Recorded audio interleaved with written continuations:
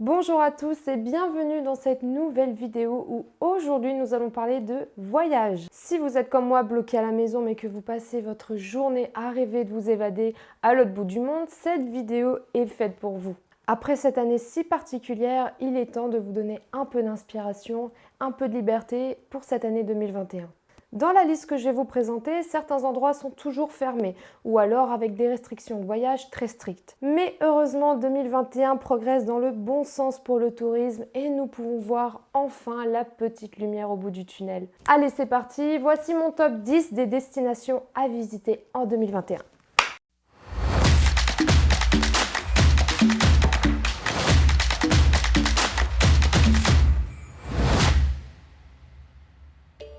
Commençons avec Lauterbrunnen en Suisse. Cette vallée située dans le canton de Berne, qui compte près de 75 cascades qui se précipitent à travers d'immenses falaises, c'est un paradis pour les amoureux de la nature. Lauterbrunnen est l'une des réserves naturelles les plus importantes de la Suisse et certainement l'une des plus préservées. Elle est classée au patrimoine mondial de l'UNESCO. Le poète Goethe y aurait trouvé l'inspiration pour composer son célèbre poème « Chant des esprits au-dessus des eaux », tout comme l'écrivain J.R. Tolkien, à l'origine des romans du Seigneur des Anneaux. On peut donc imaginer la magie qui se dégage de cet havre de paix. Admirez les chutes de Murenbach. Avec une hauteur de chute de 410 mètres et à 750 mètres d'altitude, elle est la plus haute chute de Suisse et la 5e d'Europe. Le spectacle est d'autant plus majestueux après des pluies violentes ou la fonte des neiges. Continuons avec Cappadoce, en Turquie. Située au cœur de l'Anatolie, la région de Cappadoce est unique au monde.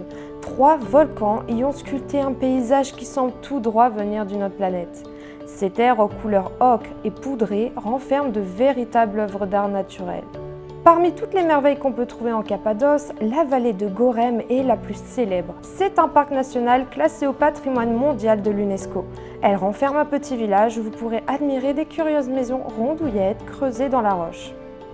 Vous pourrez également vous aventurer dans la vallée de l'Amour. Cette vallée atypique aux falaises de terre blanche ou jaune qui résultent des anciennes éruptions volcaniques. Et enfin, l'expérience des montgolfières au lever de soleil est sans doute l'attraction qui attire le plus de touristes. Et je pense sincèrement que ça doit être une expérience magique. Chaque matin au lever du soleil, ce sont plus d'une centaine de ballons qui s'envolent dans le ciel. Et waouh, quel spectacle! On continue avec la Nouvelle-Zélande. Ce pays fait littéralement le grand bonheur des amoureux de la nature. Ses paysages sont très variés et contrastés, entre glaciers et majestueuses montagnes, fjords spectaculaires, magnifiques plages de sable blond, volcans et geysers, forêts tropicales et savanes, c'est un vrai paradis de la nature. Là-bas, vous pourrez découvrir la culture maori, dont les représentants comptent à ce jour pour environ 15% de la population du pays. Les valeurs profondes de la tradition maori sont la vie en communauté, le partage et l'harmonie avec la nature. La plupart des habitants en Nouvelle-Zélande sont situés dans l'île du Nord, célèbre pour sa fantastique baie des îles, dont les paysages marins comptent parmi les plus beaux au monde. L'île du Sud, quant à elle, joue sa carte artistique et dévoile l'aspect sauvage qui a captivé les chercheurs d'or et fascine les voyageurs. Fun fact, en Nouvelle-Zélande, on compte 52 millions de moutons, soit 13 fois plus que la population totale du pays. Incroyable, non ? Allons faire un tour du côté de Hallstatt en Autriche, qui est considéré comme l'un des plus beaux villages d'Europe et est classé au patrimoine mondial de l'UNESCO. Ce village de 750 habitants des Alpes autrichiennes offre un panorama époustouflant, une richesse architecturale et archéologique remarquable. C'est à la fois époustouflant et très pittoresque. Hallstatt est aussi le modèle de la ville fictive d'Arendelle, dans le dessin animé de la Reine des Neiges de Disney. Le massif alpin qui ceinture le lac offre de nombreux points de vue époustouflants, notamment les Five Fingers au sommet du mont Krippenstein, un ensemble de 5 plateformes artificielles distinctes émergeant de la montagne comme des doigts et dont le sol est en verre, libérant la vue sur plus de 400 mètres de ville. Oui, c'est à couper le souffle. Et si nous partions maintenant dans l'éblouissante et vertigineuse ville de Dubaï, aux Émirats Arabes Unis? On ne présente plus cette ville, en 20 ans, elle s'est distinguée de plein d'autres par son design ultra moderne, dans un pays historiquement conservateur, à tel point que près de 80% de la population est composée d'expatriés. Dubaï attire toutes les grandes stars, premièrement pour sa sécurité, avec un très faible taux de criminalité qui est proche de zéro, mais aussi sa fiscalité. Les contribuables ne paient pas d'impôts sur le revenu et les sociétés ne sont pas taxées. Pour avoir la chance d'y avoir vécu quelques mois avant la pandémie, je dirais que cette ville est parfaite lorsqu'on est jeune et fêtard, en quête d'expériences insolites. En pleine pandémie, Dubaï devient la destination favorite des fêtards et des touristes, alors que l'Europe se reconfine petit à petit. Là-bas, les visiteurs peuvent profiter des restaurants, des bars et même de rave parties avec règles de distanciation sociale. Aujourd'hui, Dubaï est au cœur de beaucoup de controverses, mais quoi qu'on en dise, quoi qu'on en pense, elle est certainement l'une des villes les plus incroyables au monde. Elle ne finira jamais de vous surprendre. Partons maintenant du côté de l'Italie. Direction les Pouilles, région nichée dans le talon de la botte italienne, parfaite pour combiner culture, gastronomie et plage. Les férus d'histoire se régaleront avec les nombreux villages, les habitats traditionnels ou les danses folkloriques. L'emblème des Pouilles, le Trullo, est classé au patrimoine mondial de l'UNESCO. Les amateurs de nature seront aux anges avec une côte préservée et des parcs naturels comme Porto Selvaggio. Des paysages paradisiaques et reposants. Les fans de plage, de bronzette et d'activités nautiques auront le choix entre la côte ouest et ses rochers ou la côte est et ses longues plages de sable aux eaux d'une beauté renversante, parfois d'une couleur émeraude translucide, parfois d'un bleu pastel mat. Destination phare des Italiens qui viennent y vivre leur Dolce Vita tout l'été, c'est tout de même un endroit qui est très peu bondé de touristes étrangers. Ah, ça donne vraiment envie de boire un spritz en bord de mer. Tulum, au Mexique, est une station balnéaire située sur la côte Caraïbe dans la région du Quintana Roo. Son site archéologique, ses plages de rêve à l'eau bleu turquoise et ses impressionnants puits appelés cénotes en font ses principaux atouts. Tulum est un mot maya qui signifie barrière. Ceci fait référence aux murailles protectrices qui entouraient la cité autrefois. Elle participe aujourd'hui au charme de la ville côtière. Des monuments impressionnants, des paysages authentiques et surtout le dépaysement total qui invite à vouloir découvrir ce magnifique coin de paradis du Pacifique. La péninsule de Yucatan est réputée pour ses nombreux puits naturels d'eau douce. Les cénotes se sont formés il y a des millions d'années, lorsqu'une astéroïde a percuté la Terre. L'impact a créé des cavités souterraines et la pluie a agrandi ces puits au fil du temps. Cénote vient du maya qui signifie grotte d'eau. Il y a un véritable esprit de fête à Tulum.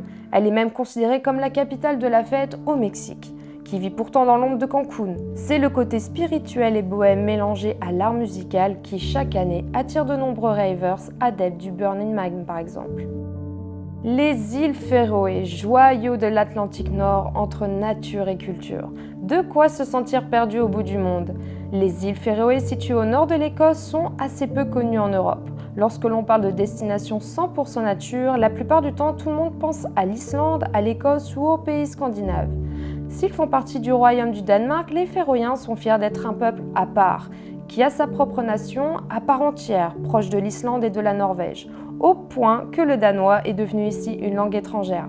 La province est devenue autonome et possède son propre drapeau, parlement, hymne et même sa propre monnaie. Fiers aussi de la nature quasi sauvage de leur chapelet d'îles, des fjords majestueux qui s'étirent jusqu'à la mer et des montagnes qui se poussent du col pour atteindre les nuages, c'est une destination parfaite pour les amoureux de randonnée. La nature est encore quasiment vierge, on y croise plus de moutons que d'humains. D'ailleurs, Foroyar signifie l'île aux moutons en féroïen. C'est une île très mystérieuse et on se demande si les habitants de cet archipel ont inventé une machine à remonter le temps. Partons maintenant à Budapest, qui est très régulièrement citée comme étant l'une des villes les plus belles d'Europe et surtout l'une des moins chères. La ville a la particularité d'être en réalité la fusion de deux villes hongroises, Buda et Pest, qui a eu lieu en 1873. Mais encore aujourd'hui, même réunies, ces deux parties de la ville sont encore bien distinctes. Buda, c'est le côté plus chic de la ville, dominé par le palais royal où vivaient les différents rois de Hongrie. Cette partie de la ville offre un cadre plus verdoyant et vallonné. Pest est plat et plus authentique. Cette partie de la ville se réveille davantage la nuit tombée. Opéra, salles de spectacle, cafés et restaurants branchés, la majorité des activités de noctambules se trouvent sur cette rive. La capitale hongroise est traversée par le Danube qui s'étend sur une largeur variant de 230 à 380 mètres. Le fleuve occupe une place centrale dans la ville, séparant la capitale entre Buda et Pest, reliée par 7 ponts. En résumé, la capitale hongroise détient 1000 attraits. On s'y cultive, on y boit des verres dans des endroits dingues, on s'y détend dans les bains turcs, on y découvre une cuisine locale copieuse et on y fait des virées nocturnes au bord du Danube. Et pour terminer ce top 10, laissez-moi vous emmener aux Dolomites, en Italie. Oui, ce sont ces photos que vous avez sans doute vues passer des milliers de fois, parfois surréalistes, mais qui pourtant imposent un regard neuf et émerveillé une fois que vous les découvrez à votre tour. Les Dolomites sont une chaîne montueuse des Alpes orientales et elles font partie des 54 sites italiens inscrits sur la liste de l'UNESCO. Si vous rêvez de montagnes majestueuses ou d'être juste transporté ailleurs, vous devez absolument faire un road trip de rêve dans la région des Dolomites. C'est aussi la destination idéale pour se faire plaisir, prendre soin de soi et se retrouver en amoureux, dans de belles adresses avec des spas et hôtels luxueux, le tout avec une gastronomie d'exception. Oui, on est bel et bien en Italie, pourtant l'allemand est la langue que l'on entend le plus. En fait, la région faisait partie de l'Autriche jusqu'en 1919 et n'est devenue italienne qu'après la Première Guerre mondiale. Je pense qu'il est temps de ressortir les cours d'allemand du collège.